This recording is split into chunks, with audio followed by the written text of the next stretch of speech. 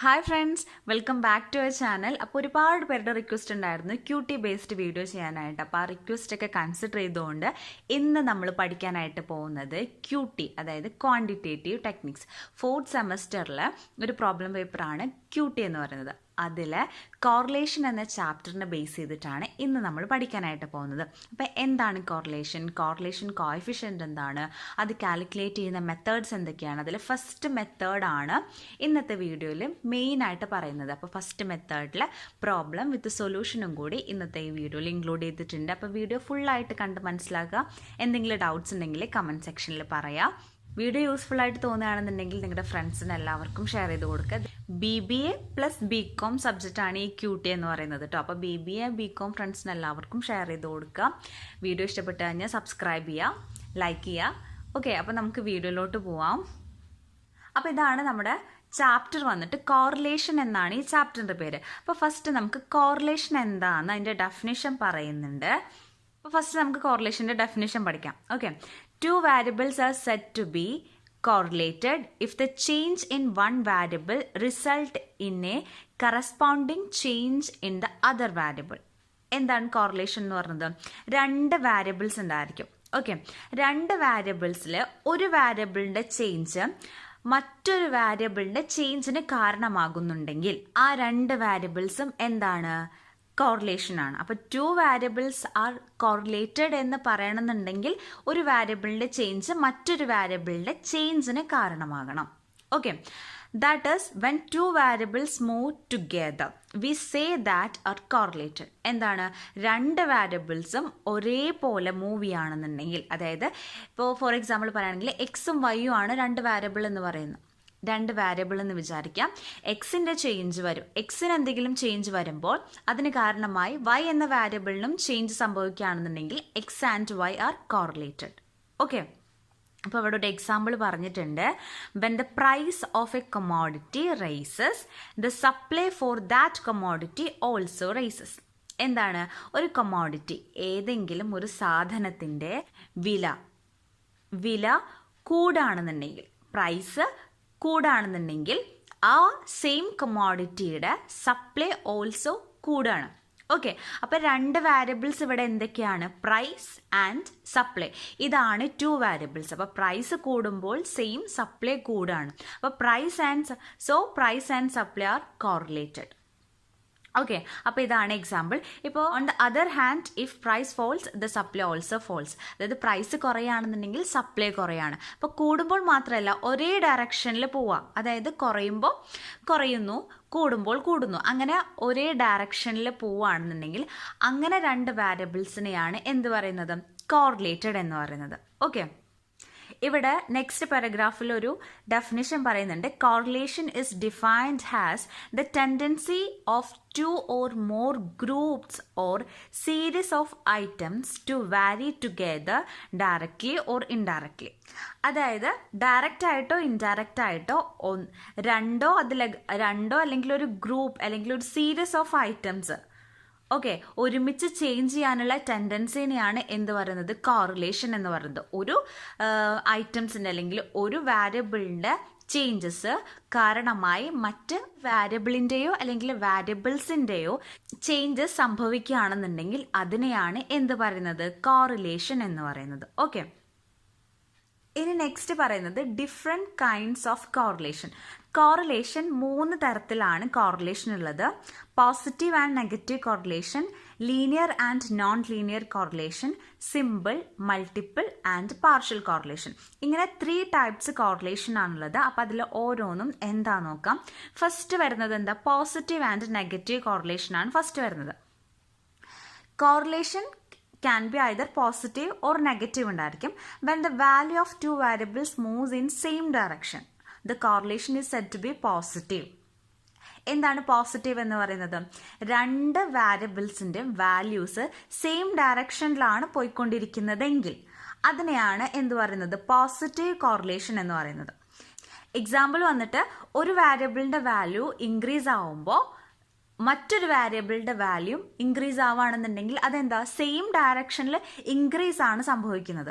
Okay, ഇപ്പോൾ increase അല്ല decrease ആണെന്നുണ്ടെങ്കിൽ ഒരു വാരിയബിളിൻ്റെ വാല്യൂ കുറയുമ്പോൾ മറ്റൊരു വാരിയബിളിൻ്റെ വാല്യൂയും കുറയുകയാണെന്നുണ്ടെങ്കിൽ അതും സെയിം ഡയറക്ഷനിലല്ലേ പോയിക്കൊണ്ടിരിക്കുന്നത്. അതിനെയാണ് എന്ത് പറയുന്നത്? പോസിറ്റീവ് കോറിലേഷൻ എന്ന് പറയുന്നത്. സെയിം ഡയറക്ഷനിൽ രണ്ട് വാരിയബിൾസിൻ്റെ വാല്യൂസ് മൂവ് ചെയ്യുകയാണെന്നുണ്ടെങ്കിൽ ഓക്കെ, അതിനാണ് എന്ത് പറയുന്നത്? പോസിറ്റീവ് കോറിലേഷൻ എന്ന് പറയുന്നത്. ഇനി നെഗറ്റീവ് കോറിലേഷൻ എന്ന് പറയുന്നത് എന്താ നോക്കാം. The value of two variables move in opposite direction so that an increase in the value of one variable result into a decrease in the value of other variables, or decrease in the value of one variables result into an increase in the value of other variables. The correlation is said to be negative. എന്താണ് negative എന്ന് പറയുമ്പോൾ രണ്ട് വാരിയബിൾസും opposite ഡയറക്ഷനിലാണ് move ചെയ്യുന്നതെങ്കിൽ എന്താണ് opposite direction. Opposite direction എന്ന് പറയുമ്പോൾ ഒരു വാരിയബിളിൻ്റെ value increase ആവുമ്പോൾ മറ്റൊരു വാരിയബിളിൻ്റെ വാല്യൂ അവിടെ ഡിക്രീസ് ആവാം. അതായത് കുറയുമ്പോൾ കൂടുക. എക്സിൻ്റെ വാല്യൂ അവിടെ കൂടുമ്പോൾ വൈൻ്റെ വാല്യൂ കുറയുകയോ അല്ലെങ്കിൽ എക്സിൻ്റെ വാല്യൂ കുറയുമ്പോൾ വൈൻ്റെ വാല്യൂ കൂടുകയോ ചെയ്യുന്നതിനെയാണ് എന്ത് പറയുന്നത്? Negative correlation. അതായത് ഓപ്പോസിറ്റ് ഡയറക്ഷനിലാണ് രണ്ട് വാരിയബിൾസിൻ്റെയും വാല്യൂസ് മൂവ് ചെയ്യുന്നത്. ഓക്കെ, അപ്പോൾ അതിനെയാണ് പോസിറ്റീവ് ആൻഡ് നെഗറ്റീവ് കോറിലേഷൻ എന്ന് പറയുന്നത്. ക്ലിയർ ആയെന്ന് വിചാരിക്കുന്നു. ഇനി നെക്സ്റ്റ് കോറിലേഷൻ വന്നിട്ട് linear and non linear correlation.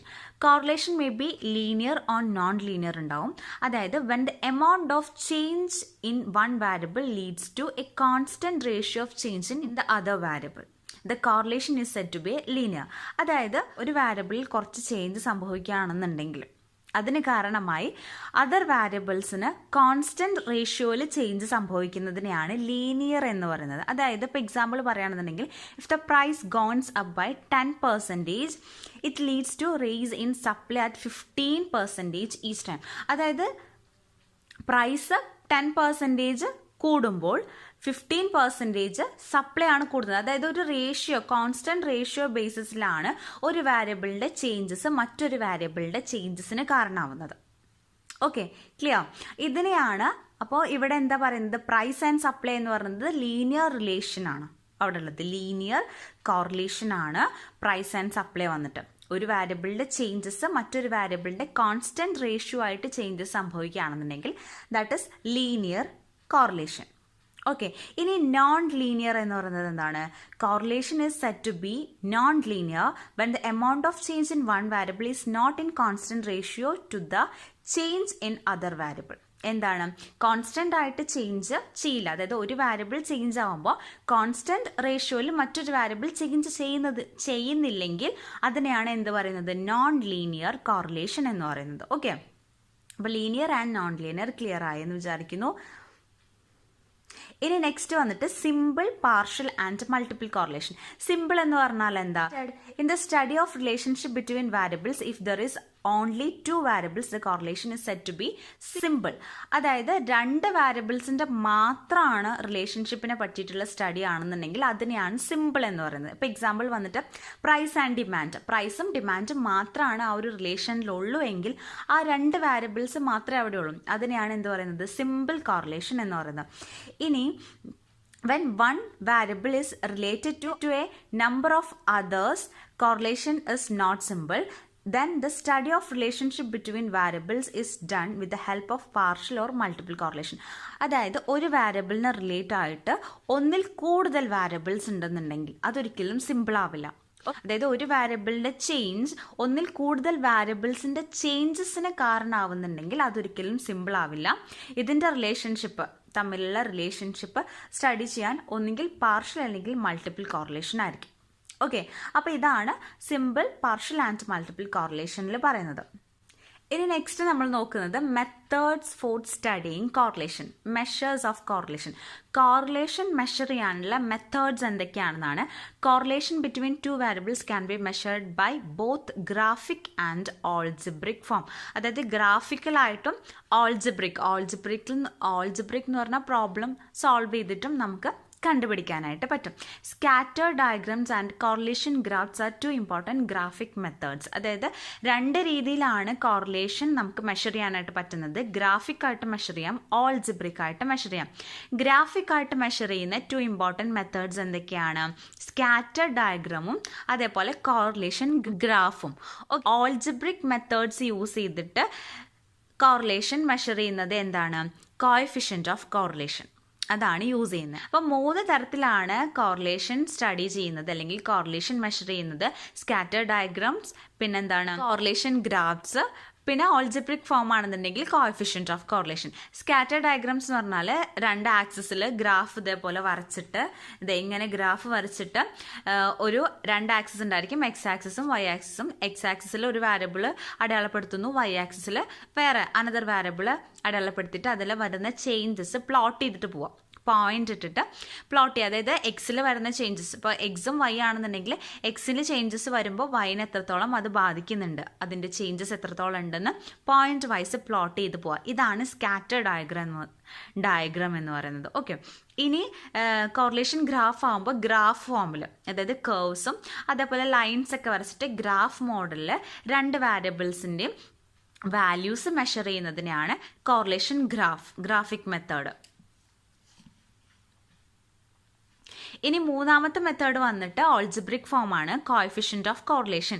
Coefficient of correlation is an algebraic method of measuring correlation. Under this method we measure correlation by finding a value known as a coefficient of correlation using an appropriate formula.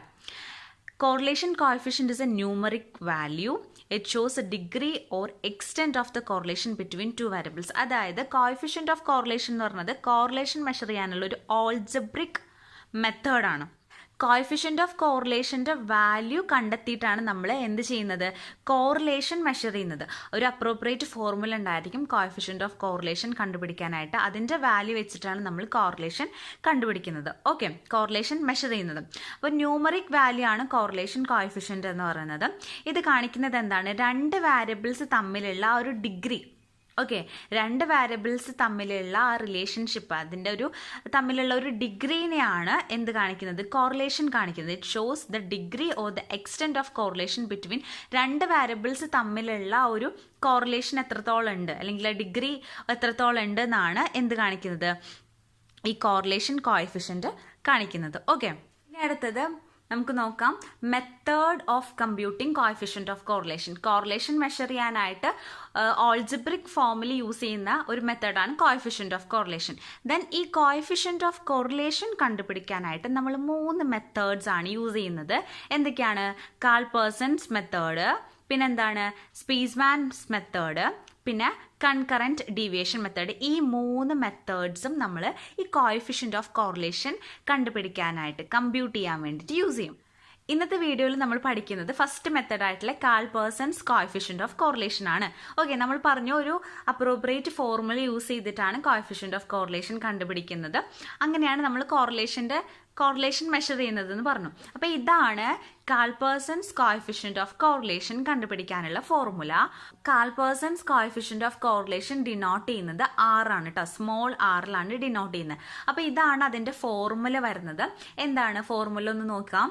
R is equal to n into sigma xy. എക്സും വൈയും ആണ് variable ആയിട്ട് എടുത്തിരിക്കുന്നത്. Okay, എക്സും Y ആണ് നമ്മുടെ variable. ആ variables വെച്ചിട്ടാണ് നമ്മൾ എന്ത് കാണുന്നത്? Call-persons coefficient of correlation. അപ്പോൾ അതിൻ്റെ ഇക്വേഷൻ വന്നിട്ട് n into sigma xy minus sigma x into sigma y all divided by root of n into sigma x square minus sigma x whole square into root of n into sigma y square minus sigma y whole square. Okay, ഇതാണ് formula. കുറച്ച് long ആയിട്ടുള്ള formula ആണ്. പഠിച്ച് മനസ്സിലാക്കി കഴിഞ്ഞ് കഴിഞ്ഞാൽ എളുപ്പമായിരിക്കും. QT സബ്ജക്റ്റിൽ നമ്മൾ ഇനി അങ്ങോട്ട് കുറേ കാര്യങ്ങൾ പഠിക്കുമ്പോൾ നമുക്ക് തോന്നും ഇത് ഭയങ്കര സിമ്പിൾ ആണെന്നുള്ളത്. അപ്പോൾ ഭയങ്കര സിമ്പിൾ ആയിട്ടുള്ള ഇങ്ങനത്തെ കാര്യങ്ങളൊക്കെ നന്നായിട്ട് പഠിക്കാം കേട്ടോ. ഓക്കെ, ഇതാണ് അതിൻ്റെ ഫോർമുല വന്നിട്ട് ക്വസ്റ്റ്യൻ ചെയ്യുമ്പോൾ കുറച്ചും കൂടി മനസ്സിലാക്കാനായിട്ട് പറ്റും. ഇനി ഇവിടെ കുറച്ച് കാര്യങ്ങൾ പറയുന്നുണ്ട്. എന്താണ് R എന്ന് പറയുന്നത്? ഇതിൻ്റെ വാല്യൂ നമ്മൾ കിട്ടും. ഇതിന്റെ വാല്യൂ കിട്ടുന്നത് R എന്ന് പറയുന്നത് R ഈസ് ഇക്വൽ ടു നമ്മളിപ്പോൾ ഈ ഒരു പ്രോബ്ലം വെച്ചിട്ട് ഈ ഒരു ഫോർമുല വെച്ചിട്ട് പ്രോബ്ലം ചെയ്ത് R ഈസ് ഇക്വൽ ടു എന്ന് പറഞ്ഞിട്ട് കിട്ടുന്ന വാല്യൂ -1നും +1നും ഇടയിലായിട്ടുള്ള ഒരു വാല്യൂ ആയിരിക്കും. ഓക്കെ, അങ്ങനെ ഇടയിൽ വരുന്ന വാല്യൂസിന് നമ്മൾ എങ്ങനെയാണ് അതിൻ്റെ ഡിഗ്രി കണക്കാക്കുന്നതെന്ന് നോക്കാം. അതായത് R ഈസ് ഇക്വൽ ടു +1 ആണ് കിട്ടുന്നെങ്കിൽ അതെന്താണ്? പെർഫെക്റ്റ് പോസിറ്റീവ് കോറിലേഷൻ ആയിരിക്കും. ഓക്കെ, ഇനി R ഈസ് ഇക്വൽ ടു -1 ആണ് കിട്ടുന്നതെങ്കിൽ പെർഫെക്റ്റ് നെഗറ്റീവ് കോറിലേഷൻ ആയിരിക്കും. R ഈസ് ഇക്വൽ ടു 0 ആണെന്നുണ്ടെങ്കിലോ നോ കോറിലേഷൻ ആയിരിക്കും. ഇനി R എന്ന് പറയുന്നത് 0 ആൻഡ് 1ന് ഇടയിലാണെന്നുണ്ടെങ്കിൽ അതൊരു ലിമിറ്റഡ് ഡിഗ്രി കോറിലേഷൻ, അതായത് അതിനൊരു ഡിഗ്രി ലോവർ ആണ്, ഹൈ ആണ്, മോഡറേറ്റ് ആണ് എന്ന് പറയേണ്ട ഒരു ഡിഗ്രി നമ്മൾ അതിന് ഇട്ട് കൊടുക്കണം. അതായത് R ഈസ് ഇക്വൽ ടു 0ക്കും അതേപോലെ തന്നെ 1നും ഇടയ്ക്കാണ് ആറിൻ്റെ വാല്യൂ വരണമെങ്കിൽ. ഇപ്പോൾ എക്സാമ്പിൾ പറയുകയാണെന്നുണ്ടെങ്കിൽ R ഈസ് ഇക്വൽ ടു 0.2 ആണെന്ന് വിചാരിക്കാം. 0.2 ആണെന്നുണ്ടെങ്കിൽ അതിനെന്താ പറയുക? ഡിഗ്രി വരുമ്പോൾ വെരി ലോ പോസിറ്റീവ് കോറിലേഷൻ ആയിരിക്കും. 0.9 ആണെന്നുണ്ടെങ്കിലോ ഹൈ പോസിറ്റീവ് കോറിലേഷൻ ആയിരിക്കും. ഇപ്പോൾ 0.52 ആണെന്നുണ്ടെങ്കിലോ മോഡറേറ്റ് പോസിറ്റീവ് കോറിലേഷൻ ആയിരിക്കും. അപ്പോൾ ഏകദേശം മനസ്സിലായെന്ന് വിചാരിക്കുന്നു. ഇങ്ങനെയാണ് അതിൻ്റെ ലാസ്റ്റ് നമ്മൾ ഈ ഒരു answer R is equal to എന്ന് പറഞ്ഞിട്ട് ഈ ഒരു ആൻസർ കിട്ടുമ്പോൾ ആൻസർ കിട്ടി അതിൻ്റെ താഴെ അതിൻ്റെ റിസൾട്ട് നമ്മൾ കമൻറ്റ് ചെയ്യും. അത് ഇങ്ങനെ ആ റിസൾട്ട് കമൻറ്റ് ചെയ്യുന്നത് അതിൻ്റെ വാല്യൂവിനനുസരിച്ചിട്ടായിരിക്കും. എക്സിൻ്റെയും വൈൻ്റെയും value R is equal to +1 ആണെന്നുണ്ടെങ്കിൽ നമ്മൾ എന്താ എഴുതുക? There is perfect positive correlation between x and y എന്നാണ് നമ്മൾ എഴുതേണ്ടത്. ഇപ്പോൾ 0.2 ആണെന്നുണ്ടെങ്കിൽ നമ്മൾ എന്താ എഴുതേണ്ടത്? There is very low positive correlation between x and y. Okay, അപ്പോൾ ഇങ്ങനെ നമ്മൾ കമൻറ്റ് ചെയ്യണം ലാസ്റ്റ് ആൻസർ കിട്ടിക്കഴിഞ്ഞു കഴിഞ്ഞാൽ. അപ്പോൾ അതിനാണ് നമ്മൾ ഈ ഒരു സംഭവം എങ്ങനെയാണെന്നുള്ളത് മനസ്സിലാക്കി വെക്കേണ്ടത് കേട്ടോ. ഓക്കെ, ഇപ്പോൾ ഇത് ക്ലിയർ ആയെന്ന് വിചാരിക്കുന്നു. ഇനി നമുക്കൊരു പ്രോബ്ലം ചെയ്ത് നോക്കാം. ഇതാണ് പ്രോബ്ലം വന്നിട്ട് കമ്പ്യൂട്ട് കാൾപേഴ്സൺസ് കോഎഫിഷ്യന്റ് ഓഫ് കോറിലേഷൻ. അതായത് രണ്ട് ഇത് തന്നിട്ടുണ്ട്, അതായത് പ്രൈസും ഡിമാൻഡും തന്നിട്ടുണ്ട്. ഇങ്ങനെ ഓരോ വാല്യൂ ഇങ്ങനെയാണ് നമുക്ക് ക്വസ്റ്റ്യൻ തരിക. ഓക്കെ, അപ്പോൾ പ്രൈസിൻ്റെ വാല്യൂ ഇപ്പോൾ പ്രൈസ് 11 ആകുമ്പോൾ ഡിമാൻഡ് എന്തായിരിക്കും? 13 ആയിരിക്കും. പ്രൈസ് 12 ആകുമ്പോൾ ഡിമാൻഡ് എന്തായിരിക്കും? 29 ആയിരിക്കും. അങ്ങനെ അതിൽ വരുന്ന വ്യത്യാസങ്ങൾ നമുക്ക് ഇങ്ങനെ കാണാൻ പറ്റുന്നുണ്ട്. ഇപ്പോൾ 13 ആകുമ്പോൾ 29 ആയിരിക്കും, 14 ആകുമ്പോൾ 25 ആയിരിക്കും, 15 ആകുമ്പോൾ 24 ആയിരിക്കും. അങ്ങനെ പ്രൈസിൽ വരുന്ന ചേഞ്ചസ് കാരണം ഡിമാൻഡിൽ വന്ന ചേഞ്ചസ് ആണ് ഇവിടെ കാണിച്ചിരിക്കുന്നത്. ഓക്കെ, അപ്പോൾ ഇതാണ് നമ്മുടെ ക്വസ്റ്റ്യൻ വരുന്നത്. എന്നിട്ട് പറഞ്ഞിരിക്കുകയാണ് also comment on the result obtain. Result കിട്ടിക്കഴിഞ്ഞ് കഴിഞ്ഞാൽ അതിന് കമൻറ്റ് ചെയ്യണം. അതായത് രണ്ടും വാല്യൂ തമ്മിൽ, രണ്ട് വാരിയബിൾസ് തമ്മിലുള്ള ഒരു കോറിലേഷൻ എങ്ങനെയാണെന്നുള്ളത് കമൻറ്റ് ചെയ്യാനാണ് പറഞ്ഞിരിക്കുന്നത്. ഓക്കെ, നമുക്ക് അതിൻ്റെ സൊല്യൂഷനിലോട്ട് കടക്കാം. അപ്പോൾ സൊല്യൂഷനിലോട്ട് പോകുമ്പോൾ നമ്മൾ പ്രൈസും ഡിമാൻഡും ആണല്ലോ ഇവിടെ തന്നിരിക്കുന്നത്. അപ്പോൾ പ്രൈസിനെ എക്സ് ആയിട്ടും ഡിമാൻഡിനെ വൈ ആയിട്ടും നമ്മൾ കൺസിഡർ ചെയ്യാം.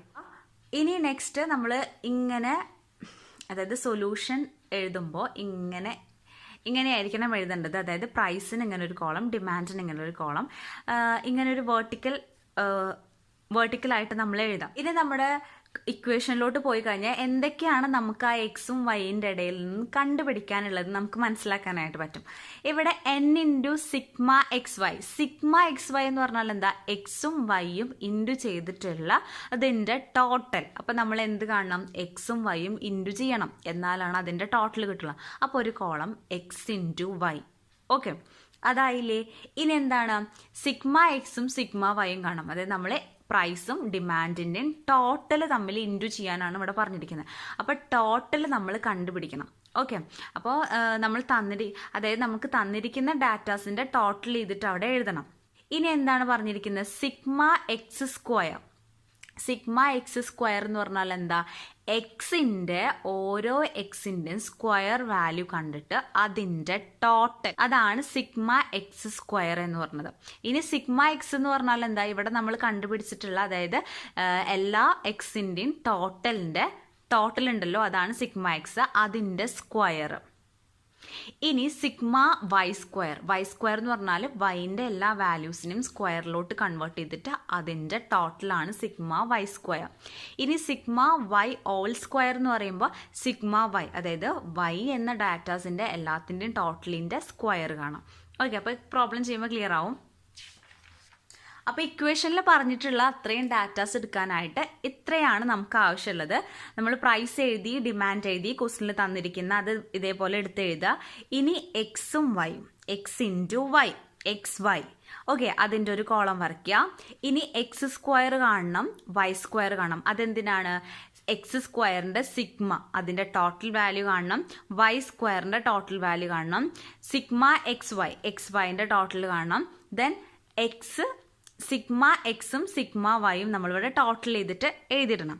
ഓക്കെ, അപ്പോൾ ആദ്യം നമ്മൾ ഈ ഒരു ടേബിൾ ഫില്ല് ചെയ്താലാണ് ആ ടേബിളിൽ നിന്ന് നമുക്ക് കിട്ടിയിരിക്കുന്ന ഇൻഫോർമേഷൻസ് വെച്ചിട്ട് ഇക്വേഷനിൽ നമുക്ക് അപ്ലൈ ചെയ്യാനായിട്ട് പറ്റത്തുള്ളൂ കേട്ടോ. ഓക്കെ, അപ്പം നമുക്ക് ഫസ്റ്റത്തെ കോളം എന്താണ്? എക്സ് വൈ ആണ് ഫസ്റ്റത്തെ കോളം. അപ്പം നമ്മൾ എന്ത് ചെയ്യേണ്ടത്? എക്സ് ഇൻറ്റു വൈ, അതായത് ഫസ്റ്റ് കിടക്കുന്നത് എന്താണ്? എക്സിൻ്റെ ഫസ്റ്റ് വാല്യൂ 11, വൈൻ്റെ ഫസ്റ്റ് വാല്യൂ വന്നിട്ട് 30. അപ്പോൾ ഇത് രണ്ട് വാല്യൂസ് തമ്മിൽ മൾട്ടിപ്ലൈ ചെയ്തിട്ട് ഇവിടെ എഴുതണം. ഓക്കെ, അതെങ്ങനെയാണ്? 11 ഇൻറ്റു ഫസ്റ്റ് എന്താണ്? 11 ഇൻറ്റു 30.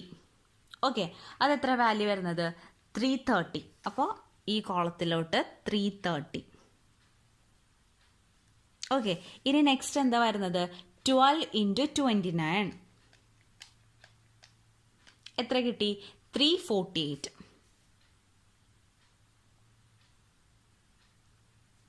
ഇനി അതേപോലെ എല്ലാതും, അതായത് 13 into 29, 14 into 25, 15 into 24, 16 into 24, 17 into 24, 18 into 21, 19 into 18, 20 into 15. ഇത്രയും എക്സ് ആൻഡ് വൈ തമ്മിൽ ഇൻറ്റു ചെയ്തിട്ട് ഈ കോളത്തിലോട്ട് എടുത്തിട്ട് എഴുതാം. നമ്മളപ്പോൾ അതൊക്കെ എഴുതിയിരിക്കുകയാണ്. എക്സ് ഇൻറ്റു വൈ, ഓരോ എക്സും വൈയും തമ്മിൽ ഇൻറ്റു ചെയ്തിട്ടുള്ളതിൻ്റെ എമൗണ്ട് നമ്മൾ എക്സ് വൈ എന്ന ഈ കോളത്തിലോട്ട് എടുത്തെഴുതി. ഇനി നെക്സ്റ്റ് കോളം എന്താണ്? X square. എക്സ് സ്ക്വയർ എന്ന് പറയുമ്പോൾ എന്താ ചെയ്യേണ്ടത്? ഈ എക്സ് ഉണ്ടല്ലോ, എക്സിൻ്റെ ഓരോ വാല്യൂസിൻ്റെയും സ്ക്വയറിലോട്ട് കൺവേർട്ട് ചെയ്തിട്ട് എഴുതാം. അതായത് 11 സ്ക്വയർ, 12 സ്ക്വയർ, 13 സ്ക്വയർ. അപ്പോൾ 11 സ്ക്വയർ എന്ന് പറയുമ്പോൾ എങ്ങനെയാണ് വരുന്നത്? 11 ഇൻറ്റു 11. ഓക്കെ, 1 2 1. ഇനി നെക്സ്റ്റ് എന്താ? 12 ആണ് അടുത്തത്. അപ്പം 12 ഇൻറ്റു 12. ഓക്കെ, അപ്പോൾ അല്ലെങ്കിൽ 12 സ്ക്വയർ കാണാം, 144. അങ്ങനെ എല്ലാ എക്സ് വാല്യൂൻ്റെയും സ്ക്വയർ കണ്ടിട്ട് ഈ ഒരു കോളത്തിൽ എക്സ് സ്ക്വയറിലോട്ട് എടുത്തിട്ട് എഴുതാം. ഇപ്പം എക്സ് സ്ക്വയർ എല്ലാ എക്സിൻ്റെയും സ്ക്വയർ നമ്മൾ കണ്ടുപിടിച്ചു. ഇനി വൈ സ്ക്വയർ, ഇതേപോലെ തന്നെ എല്ലാ വൈയുടെയും സ്ക്വയർ. ഇപ്പോൾ ഫസ്റ്റത്തെ വൈ വാല്യൂ എന്താണ്? 30. 13 ഇൻറ്റു 30 ചെയ്യുക. അപ്പോൾ എത്ര കിട്ടി? 900. ഓക്കെ, അതേപോലെ 29ൻ്റെ സ്ക്വയർ കാണുക, അതായത് 841. അതേപോലെ എല്ലാത്തിൻ്റെയും 29, 25, 24 അങ്ങനെ എല്ലാ വൈ വാല്യൂസിൻ്റെയും സ്ക്വയർ കണ്ടിട്ട് ഈ വൈ സ്ക്വയറിലോട്ട് എടുത്തിട്ട് എഴുതാം. നമ്മൾ അതൊക്കെ എടുത്തിട്ട് എഴുതിയിരിക്കുകയാണ്. അപ്പോൾ ടേബിൾ കംപ്ലീറ്റ് ആയി. ഇനി ഇതിൻ്റെ സിഗ്മ കാണണം. Sigma means total. ഫസ്റ്റ് നമുക്ക് എക്സിൻ്റെ ടോട്ടൽ കാണാം. എക്സിൻ്റെ ടോട്ടൽ എങ്ങനെ കാണുക? 11 plus 12 plus 13 plus 14 plus 15 plus അങ്ങനെ പ്ലസ് 20 വരെ ഈ എക്സ് വാല്യൂവിൻ്റെ കംപ്ലീറ്റ് ടോട്ടൽ ചെയ്ത് കഴിഞ്ഞാൽ 155 ആൻസർ കിട്ടും. അതേപോലെ വൈൻ്റെ ടോട്ടൽ കാണുക. ഓക്കെ, ഇനി നെക്സ്റ്റ് എക്സ് വൈ ഉണ്ട്. എക്സ് വൈൻ്റെ ടോട്ടൽ കാണാം. അപ്പോഴാണ് സിഗ്മ എക്സ് വൈ കിട്ടത്തുള്ളൂ. അതായത് 330 പ്ലസ് 348 പ്ലസ് 377 പ്ലസ് അങ്ങനെ പ്ലസ് 300 വരെ പ്ലസ് ചെയ്തിട്ട് ടോട്ടൽ ചെയ്യുമ്പോൾ 3577 ആണ് ആൻസർ കിട്ടുക. ഓക്കെ, ഇനി നെക്സ്റ്റ് അതേപോലെ എക്സ് സ്ക്വയറിൻ്റെ ടോട്ടൽ കാണുക. അതായത് 2485 കിട്ടും. ദെൻ വൈ സ്ക്വയറിൻ്റെ ടോട്ടൽ കാണുക 5925. അപ്പോൾ ഇത്രയും ആദ്യം കണ്ടുപിടിക്കുക. അതായത് ടേബിൾസ് എല്ലാം ഈ ടേബിൾ കംപ്ലീറ്റ് ചെയ്യാം. ഓക്കെ, ഈ ടേബിൾ കംപ്ലീറ്റ് ചെയ്യുമ്പോഴാണ് നമുക്ക് ഇത്രയും ഇൻഫോർമേഷൻ, അതായത് ഈ താഴെ കിട്ടിയിട്ടുള്ള ഇൻഫോർമേഷൻസ് ആണ് നമ്മുടെ ഇക്വേഷനിലേക്ക് അപ്ലൈ ചെയ്യാനായിട്ട് ആവശ്യമുള്ളത്. അതായത് sigma X, sigma Y, sigma X Y, sigma X square, sigma Y square, ഇത്രയാണ് നമുക്ക് വേണ്ടത്. ഓക്കെ, അപ്പോൾ ഈ ടേബിൾ വാല്യൂ വെച്ചിട്ട് നമ്മൾ കണ്ടുപിടിച്ചു. ഇനി നമുക്ക് ഇക്വേഷനിലോട്ട് ഈ ഒരു വാല്യൂസ് ഒക്കെ അപ്ലൈ ചെയ്യാം. ഓക്കെ, ഇത്രയും വാല്യൂസ് ആണ് നമ്മൾ കണ്ടുപിടിച്ചിട്ടുള്ളത്. അപ്പോൾ ഇത് വെച്ചിട്ട് ഈ ഒരു ഇക്വേഷനിലോട്ട് അപ്ലൈ ചെയ്ത് കൊടുക്കാനാണ് നമ്മൾ പോകുന്നത്. ഓക്കെ, അപ്പോൾ R is equal to, അതായത് coefficient of correlation is equal to n into sigma X. n എന്ന് പറയുന്നത് 10 ആണ്, നമ്പർ ഓഫ് ഐറ്റം എത്രത്തോളം ഉണ്ടെന്നുള്ളത്, എക്സും വൈയും എത്ര എണ്ണം ഉണ്ടെന്നുള്ളത്. അപ്പം 10 ഇൻറ്റു സിഗ്മ, ഇവിടെ എന്താണ് sigma X Y. Sigma X Y എന്ന് പറയുമ്പോൾ എന്താണ് 3577. ഓക്കെ, ദെൻ എന്താണ് മൈനസ്, ഇനി ബ്രാക്കറ്റ് ഓപ്പൺ ചെയ്തിട്ട് sigma X into sigma Y. Sigma X വന്നിട്ട് 155 ഇൻറ്റു സിഗ്മ വൈ വന്നിട്ട് 239. ബ്രാക്കറ്റ് ക്ലോസ് ചെയ്യുക. മോളത്തെ ഐറ്റംസ് ഒക്കെ കംപ്ലീറ്റ് ആയി. ഇനി ഡിവൈഡഡ് ബൈ റൂട്ട് ഓപ്പൺ ചെയ്യുക. n ഇൻറ്റു n എന്ന് പറഞ്ഞത് 10 into sigma X square. Sigma X square എത്രയാണ് 2485. ഓക്കെ, മൈനസ് ബ്രാക്കറ്റിൽ സിഗ്മ എക്സ് എന്ന് പറഞ്ഞത് എത്രയാണ് 155 ഹോൾ സ്ക്വയർ. ഓക്കെ, ഇനി into n into that is 10 into sigma Y square എത്രയാണ് 5925 മൈനസ് ബ്രാക്കറ്റ് ഓപ്പൺ ചെയ്തിട്ട് സിഗ്മ വൈൻ്റെ ടോട്ടൽ എത്രയാണ് 239 ഹോൾ സ്ക്വയർ അല്ലേ, ഹോൾ സ്ക്വയർ. അപ്പോൾ ഇങ്ങനെയാണ് നമ്മൾ ഇക്വേഷനിലോട്ട് സബ്സ്റ്റിറ്റ്യൂട്ട് ചെയ്യുന്നത്. ഓക്കെ, ക്ലിയർ ആയെന്ന് വിചാരിക്കുന്നു. ഇനി ഇത് നമ്മൾ സോൾവ് ചെയ്തിട്ട് ലാസ്റ്റ് ആൻസർ കണ്ടുപിടിക്കാം. അങ്ങനെ കണ്ടുപിടിക്കേണ്ടത് 10 ഇൻറ്റു 3577 എന്ന് പറയുമ്പോൾ എത്ര വരും 35,770. ഓക്കെ, മൈനസ് സൈൻ ഇടുക. എന്നിട്ട് ഈ രണ്ട് ബ്രാക്കറ്റിൻ്റെ അകത്തുള്ള രണ്ട് വാല്യൂസ് ഇൻറ്റു ചെയ്യുക. അതായത് സിഗ്മ എക്സും സിഗ്മ വൈയും തമ്മിൽ ഇൻറ്റു ചെയ്യുമ്പോൾ എത്ര കിട്ടുന്നത് 37,045. ഓക്കെ, ഡിവൈഡഡ് ബൈ എന്താണ് ഈ ബ്രാക്കറ്റിൻ്റെ അകത്തുള്ള സംഖ്യകൾ. ഫസ്റ്റ് എക്സിൻ്റെ ഈ റൂട്ടിൻ്റെ അകത്ത് ഫസ്റ്റ് എക്സ് റൂട്ടാണല്ലോ ഉള്ളത്. അപ്പോൾ എക്സ് എന്ന് പറയുമ്പോൾ എക്സ് റൂട്ട് ആദ്യം 10 എന്ത് ചെയ്യേണ്ടത് 10 ഇൻറ്റു 2485 ചെയ്യുമ്പോൾ എത്ര കിട്ടും 24,850 മൈനസ് 155ൻ്റെ സ്ക്വയർ. 155ൻ്റെ സ്ക്വയർ എത്രയാണ് 24,000 എത്രയാണ് 24,025 ഇൻറ്റു ഇനി അടുത്തത് അതായത് വൈൻ്റെ സെക്ഷനിലേക്ക് വരാം. അതായത് 10 ഇൻറ്റു 5,925 59,250 മൈനസ് 239ൻ്റെ സ്ക്വയർ എത്രയാണ് വരുന്നത് 57,121. Okay, clear. ഇനി നെക്സ്റ്റ് സ്റ്റെപ്പ് എന്താണ്, ഇത് തമ്മിൽ മൈനസ് ചെയ്യുക. അതായത് 35,717 മൈനസ് എത്രയാണ് 37,045 എത്ര കിട്ടും -1,275.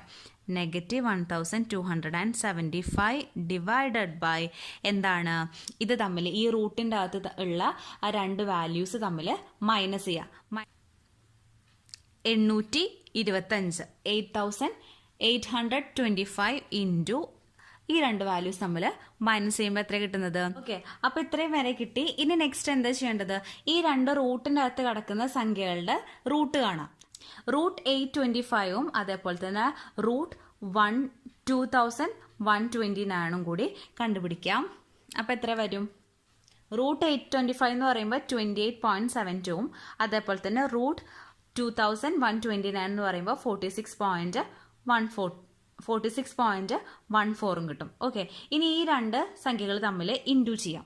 ഓക്കെ, ഇനി ഫൈനൽ ആൻസറിലേക്ക് എത്തിയിരിക്കുകയാണ്. അതായത് -1275 ഓക്കെ ഡിവൈഡഡ് ബൈ 1,325.2 എത്ര കിട്ടുന്നത് -0.962. ഓക്കെ -0.962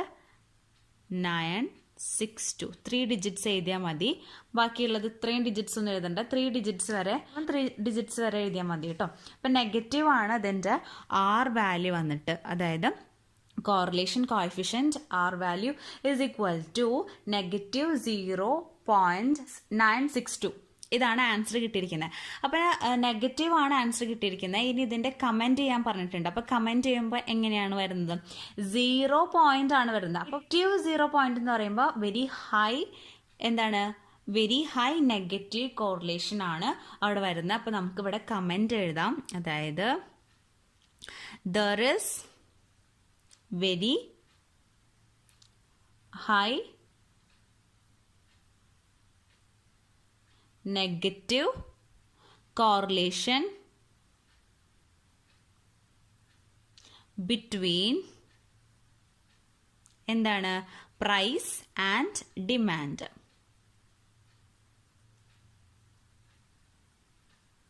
ഇങ്ങനെ കമൻറ്റ് എഴുതിയിട്ട് വേണം ക്വസ്റ്റ്യൻ ആൻസർ അവസാനിപ്പിക്കാനായിട്ട് കേട്ടോ. എന്നാലാണ് ഫുൾ മാർക്ക് സ്കോർ ചെയ്യാനായിട്ട് പറ്റുള്ളൂ. അപ്പോൾ ഇത്രയും കാൽക്കുലേഷൻ ആണുള്ളത്. നമ്മുടെ ക്വസ്റ്റ്യൻ ഭയങ്കര സിമ്പിളായിരുന്നു, പക്ഷെ പ്രോബ്ലം ചെയ്ത് വന്നപ്പം ആദ്യം നമ്മൾ ടേബിൾ വാല്യൂസ് ഒക്കെ കണ്ടുപിടിച്ച് അതിൻ്റെ സിഗ്മാസ് ഒക്കെ നമ്മൾ കണ്ടുപിടിച്ച് കഴിഞ്ഞാലാണ് അതിൽ ഇക്വേഷനിലോട്ട് നമുക്ക് സബ്സ്റ്റിറ്റ്യൂട്ട് ചെയ്ത് അപ്ലൈ ചെയ്യാനായിട്ട് പറ്റത്തുള്ളൂ. ഇതാണ് ഇതിൻ്റെ ഇക്വേഷൻ കാണാണ്ട് പഠിച്ചിട്ട് തന്നെ പോകണം. തെറ്റരുത്. എക്സും വൈയും അങ്ങോട്ടും ഇങ്ങോട്ടൊന്നും മാറിപ്പോരുത്. ഈ ഒരു ഫസ്റ്റ് സെക്ഷനിൽ എക്സിൻ്റെ സെക്ഷൻ ആയിരിക്കും, സെക്കൻഡിൽ വൈ സെക്ഷൻ ആയിരിക്കും. ഓക്കെ, അപ്പോൾ ഇങ്ങനെ ഒരു മനസ്സിലാക്കി പഠിച്ചു കഴിഞ്ഞാൽ ഇക്വേഷൻ മറക്കില്ല. അപ്പോൾ ഇക്വേഷൻസ് നന്നായിട്ട് പഠിക്കുക. കണ്ടുപിടിച്ച വാല്യൂസ് ഒക്കെ എഴുതിയിട്ട് നമ്മൾ ആ ഒരു ഇക്വേഷനിലോട്ട് ആ വാല്യൂസ് ഒക്കെ സബ്സ്റ്റിറ്റ്യൂട്ട് ചെയ്ത് കൊടുക്കുക. എന്നിട്ട് ആൻസർ സബ്സ്റ്റിറ്റ്യൂട്ട് ചെയ്ത് കഴിഞ്ഞ് കഴിഞ്ഞാൽ ഇത്രയും വാല്യൂസ് കണ്ടുപിടിച്ച് കഴിഞ്ഞാൽ നമ്മൾ ഷുവറായിട്ട് നമുക്ക് ചെയ്തിട്ട് ആൻസർ കണ്ടുപിടിക്കാനായിട്ട് പറ്റും. ഓക്കെ, ജസ്റ്റ് ആ ഇക്വേഷനിലോട്ട് സബ്സ്റ്റിറ്റ്യൂട്ട് ചെയ്താൽ മാത്രം മതി. എന്നിട്ട് പിന്നെ കാൽക്കുലേറ്റ് ചെയ്യുക. ടേബിൾ വാല്യൂ കണ്ടുപിടിക്കുമ്പോൾ അതിൽ മിസ്റ്റേക്സ് വരാണ്ട് കറക്റ്റായിട്ട് കണ്ടുപിടിക്കണം. എന്നാലാണ് നമ്മുടെ ആൻസർ ശരിയാവുള്ളൂ. ഇവിടെ തെറ്റിക്കഴിഞ്ഞാൽ ആൻസർ തെറ്റിപ്പോവും. ഓക്കെ, ക്ലിയർ ആയെന്ന് വിചാരിക്കുന്നു.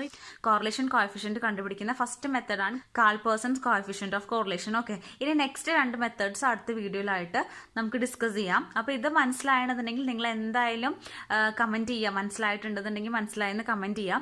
എന്നിട്ട് എന്തെങ്കിലും ഡൗട്ട്സ് ഇതിൽ വരാണെന്നുണ്ടെങ്കിൽ ആ കമൻറ്റ് സെക്ഷനിൽ ചോദിച്ചു കഴിഞ്ഞാൽ ഞാൻ റിപ്ലൈ തരുന്നതായിരിക്കും എല്ലാവർക്കും. ഓക്കെ, അപ്പോൾ ഇന്നത്തെ വീഡിയോ ഇഷ്ടമായെന്ന് വിചാരിക്കുന്നു. ഇവിടെ വെച്ച് എൻഡ് ചെയ്യാണ്. വീഡിയോ ആയിട്ട് കാണാം. അതിനു മുമ്പ് ഇഷ്ടപ്പെട്ടു കഴിഞ്ഞാൽ ലൈക്ക് ചെയ്യുക, ഷെയർ ചെയ്യുക, സബ്സ്ക്രൈബ് ചെയ്യുക. Okay, thank you.